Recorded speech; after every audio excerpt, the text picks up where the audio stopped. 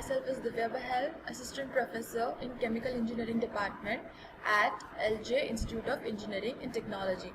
The subject that we are going to continue is Mass Transfer Operations 2. So in last lecture we did a sum about simple distillation, right? About differential distillation. It is also called as differential distillation. Now that was solved graphically. How you will solve using analytically, right? So substituting values in your formula. So here is one of the question.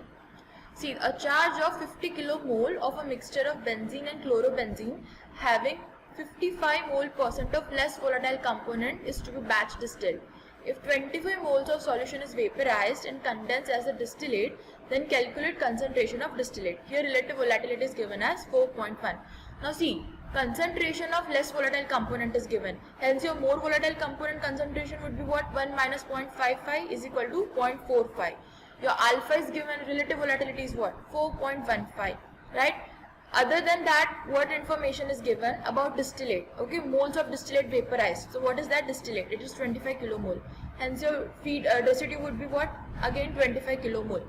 Now integrating this formula, the below one, ln fxf upon wxw. This is obtained how? When we integrate Rayleigh's equation. So you have to remember this formula. Now substituting all the values, what you will get? Xw. So this is what analytical kind of sum. Hence you got Xw value. Now we know about the material balance. Okay, Fxf, that is amount of A in your feed, is equal to amount of A in distillate plus amount of A in residue. Substituting all the values, what you will get? You will get amount of A in distillate. Okay, mole fraction of A in distillate, that is your 0.682. So composition of your distillate is what? Xd is equal to Yd. So that must be clear. Now the vapors which you are condensing out, okay, after condensation it is getting converted into liquid. So the mole fraction of A in vapor, that would be same in liquid also. So it is what? 0.682. Now moving forward over flash distillation. Okay, so now how to solve questions related to flash distillation. Okay, here also graphical questions are asked. Okay, so what are the steps? First of all, your step is to draw equilibrium curve. Okay, y and x data would be given. If not, then an equilibrium relation between y and x would be given. So substituting certain values of x, you can compute equilibrium data, that is y versus x data. The data which you plot in graph, that is the equilibrium curve. Now draw a diagonal. Okay, diagonal is what? At 45 degree, x equal to y line, that is your diagonal. Now locate the feed point corresponding to xf on the diagonal. Okay, on diagonal you have to locate. Feed composition in question, they would have been given the initial concentration. Okay, that is your feed. So you have to plot that on diagonal. Draw the operating line with the slope of minus L by V. Right, so now you have to revise about flash distillations. Okay, what was the operating line? So now what you have to do, starting from the diagonal, you have to draw an operating line of with slope minus L by V. Okay, so the intersection of this line with the equilibrium curve gives you value of Xw and Yd. So first of all, have a quick revision about flash vaporization. Okay, so what the above two equations, first of all, y is equal to 1 minus f upon f into x plus 1 upon fz. Okay, what is this? This is your equation of operating line. Another one is also what? Equation of your operating line. Okay, now what is f here? So once again revise it quickly. F is what? V by f, amount of vapors upon amount of feed. Similarly, one of f is what? L by f. So here f, what was that? It is fraction of feed vaporized. Hence we are taking amount of vapor per feed. So what is your slope? Minus L by V is equal to minus of 1 minus f by f, that is your slope. So these are the certain equation which you have to remember. So let's follow the steps given here and solve a question. Okay, so the question is, a feed containing 50% hexane and 50 mole % octane is fed to a pipe still through a pressure reducing valve and then into a flash disengaging chamber. See, read the question. Okay, your whole flash vaporization method has been explained. Okay, first of all, heating is done, then it is pressure reduced. So what happens? So what is that procedure? That is your flash vaporization. So again, the vapor and liquid leaving the chamber are assumed to be in equilibrium. So that was the condition of flash vaporization, right? That your vapor and liquid compositions are in equilibrium. if the fraction of feed converted to vapor is 0.5. So what is 0.5 here? It is your amount, your fraction of feed vaporized. Okay, F is given here, 0.5. Find composition of top and bottom products. Okay, so what you have to find ultimately, you have to find YD and XW. Okay, so here equilibrium data is given. Okay, now material balance line for flash distillation is. So what is that equation? That is your operating line. Okay, so you have to remember that equation. So what I did here, XF, you know XF is given concentration of feed, right? Amount of composition of feed, that is 0.5, hence XF. So what is F here? Fraction of feed vaporized. It is also given 0.5. Hence what did? I calculated the slope. Your slope is again what? Minus 1 minus F upon F. So what is your slope? Minus 1. So this equation, your operating line has a slope of minus 1 and it passes through the point XF equal to 0.5 on diagonal. Remember the steps again. Okay. So on the diagonal, you have to locate your feed point. Okay. XF equal to YF equal to ZF. So XF. So what is that? That is your feed composition which you plot on diagonal line. Now from diagonal line, draw your operating line such that its slope is minus 1. Okay, you calculated the slope as minus 1. So read the instruction. Draw the equilibrium diagram and diagonal. Okay, the first step is using the equilibrium data, you have to draw equilibrium curve. Now from the material balance, okay, from your operating line, you got your slope equal to minus 1. Now from your feed point, okay, on diagonal, first of all you located your feed point. See, on diagonal, that is y equal to x, you have located your feed point. XF is equal to 0.5. From that point, using slope equal to minus 1, plot a line. Now the point P, what is P? It is showing that your operating line here, it is intersecting your equilibrium curve. Okay, so the point of intersection, that is your final answer. Okay, that gives you composition of your more volatile component in liquid and vapor phase. So you can see the coordinates of point P. In X, you can get XW as 0.3. So what is that? That is amount of composition of A in residue. Similarly, 0.7. What is that? That is composition of A in vapor phase. So you can see, hence point P represents the equilibrium vapor and liquid phase composition. Okay, after carrying out this flash vaporization, what are those 2 points, those 2 coordinates, 0.7 and 0.3? Those are the equilibrium values which will exist in your flash column. So the composition of top product is what? 0.69 into 100, that is 69 mole percent. And similarly, your composition of bottom product is what? 0.31 into 100. So you can see what is, how you get it. From feed point, draw your operating line. Okay, you have to calculate your slope. So using that slope, draw your operating line. The point where your operating line and equilibrium curve intersect, that gives you the equilibrium final answers. Okay, XW and YD. Now the next topic which we are going to continue is continuous rectification. Okay, this is another kind of your distillation method. In this method, what you do, your feed is supplied continuously into the distillation column.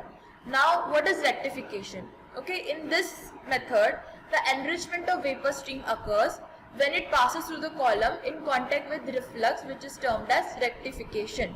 Okay, so in continuous rectification, you are enriching your vapors by continuously doing a contact between vapor and liquid. Now how liquid is doing contact with vapor? With use of reflux. So what is reflux? In reflux, what is it? A part of condensed liquid is returned back.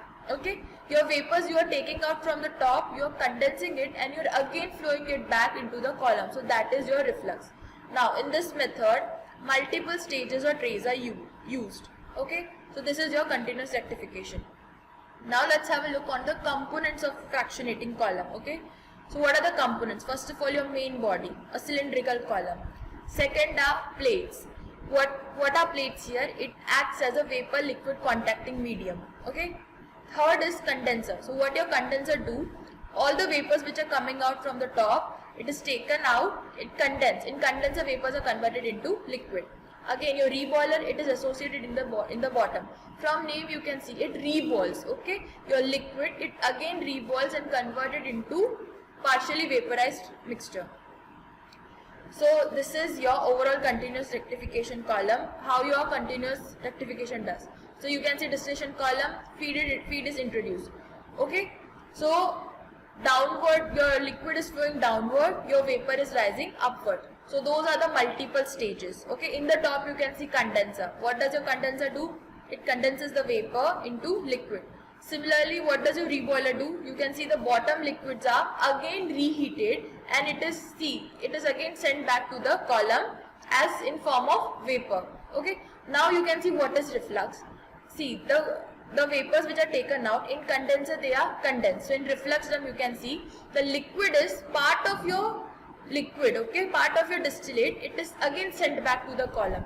So that is your reflux, and another part is taken out as your overhead product, which is called as distillate. So now there are certain important terminologies which you have to remember while studying continuous rectification. First of all is reflux. So what is reflux?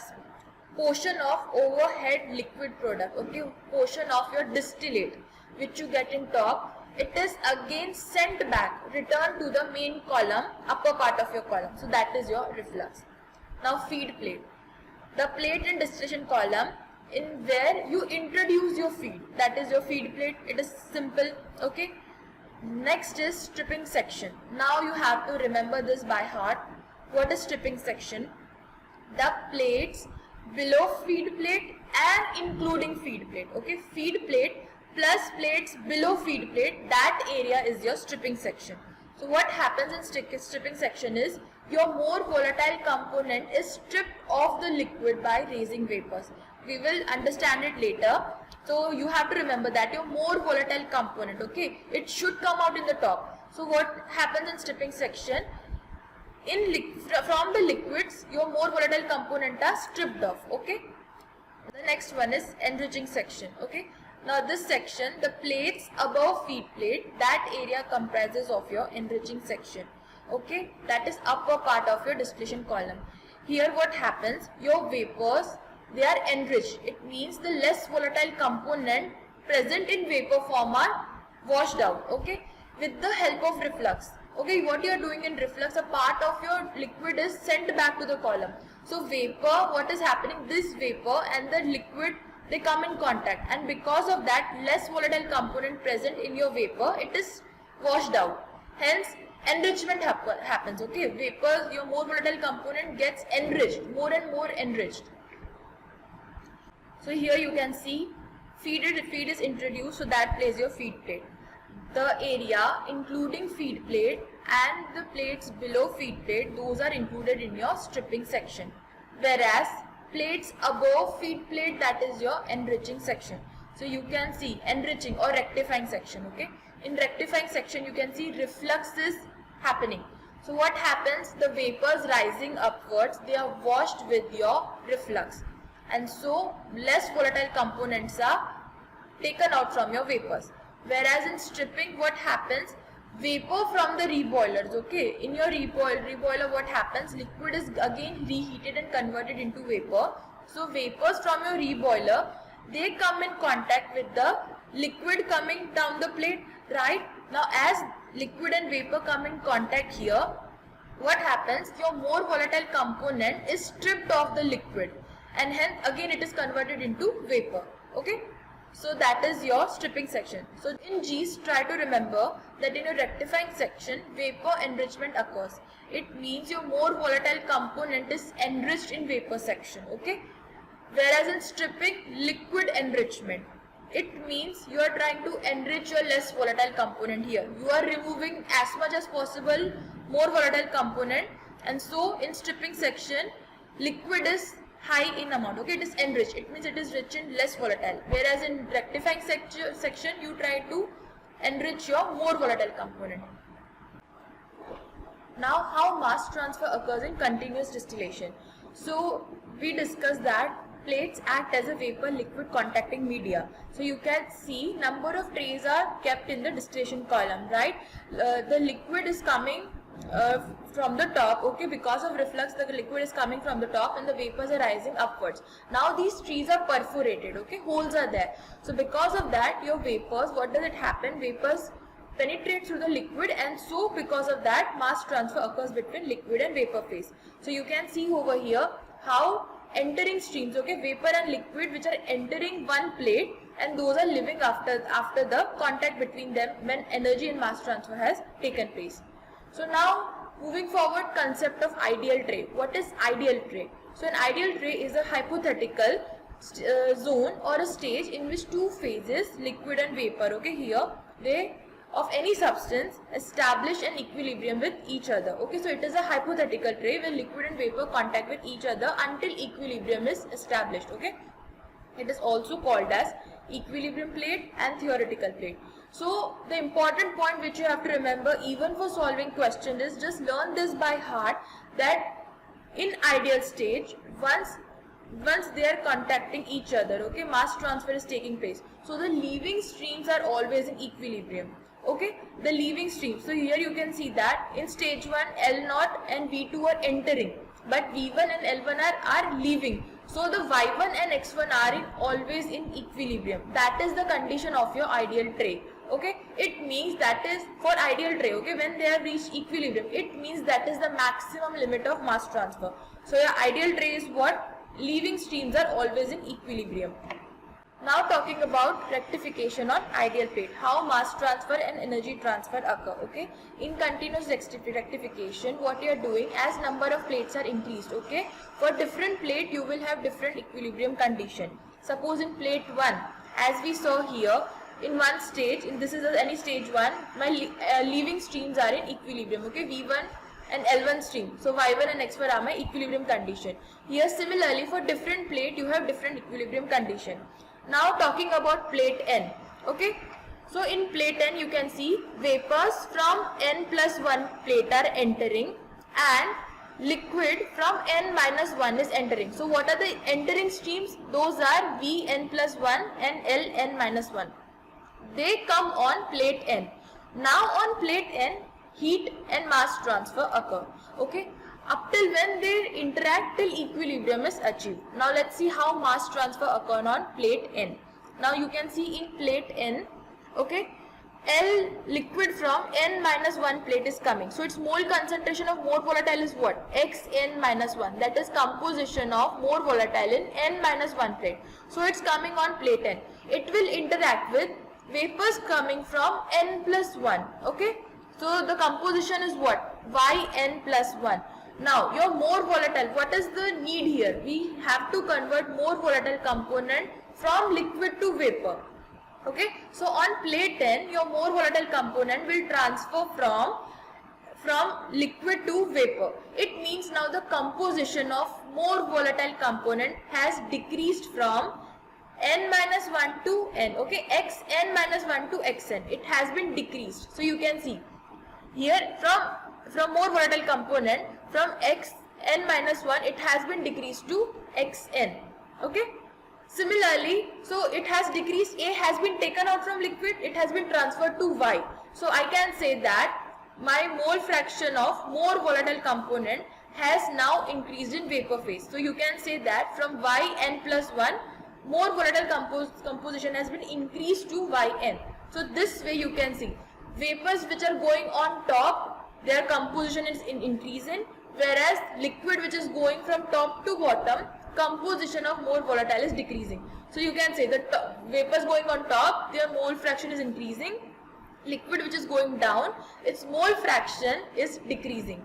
Okay. Hence I can say that vapors which are going on top, its mole fraction is increasing. Okay. Whereas the liquid which is going down, the mole fraction, it is decreasing. More volatile component is decreasing now. So that is how your mass transfer occurs. Not talking about energy transfer. Your liquid, it is at bubble point, whereas your vapor, it is at dew point. So what happens now? How energy transfer occurs? See, the heat to vaporize the liquid to vapor. Okay, if I have to vaporize 1 mole of liquid, then correspondingly 1 mole of my vapor will condense. So that way energy transfer occurs. So you can see the heat to vaporize the more volatile component in liquid, it is supplied by heat released in the condensation of less volatile component from vapor. Less volatile component always comes on bottom and your more volatile component goes on top. So the less volatile component which is present in vapor, it condenses and gets transferred into liquid phase, whereas your more volatile component, it vaporizes from liquid to vapor phase. Hence, composition of more volatile increases in vapor and composition of less volatile increases in liquid phase. Okay, so you can say that that's why the net effect is what? You get your more volatile component on top and less volatile in bottom. Now talking about the temperature. As we go on the top, temperature decreases. Okay, temperature decreases because on top what you get? You get your more volatile component. The boiling point is of course less. Hence temperature at top is what? Less than that in the bottom. So you can see the temperature versus mole fraction graph. Okay, so on bubble point curve you can see as the C point, as you go from C to A, from n-1 to n-1 to xn plate. Okay, n-1 to n plate, your temperature is increases, whereas when you go from D to B, okay, it is decreasing.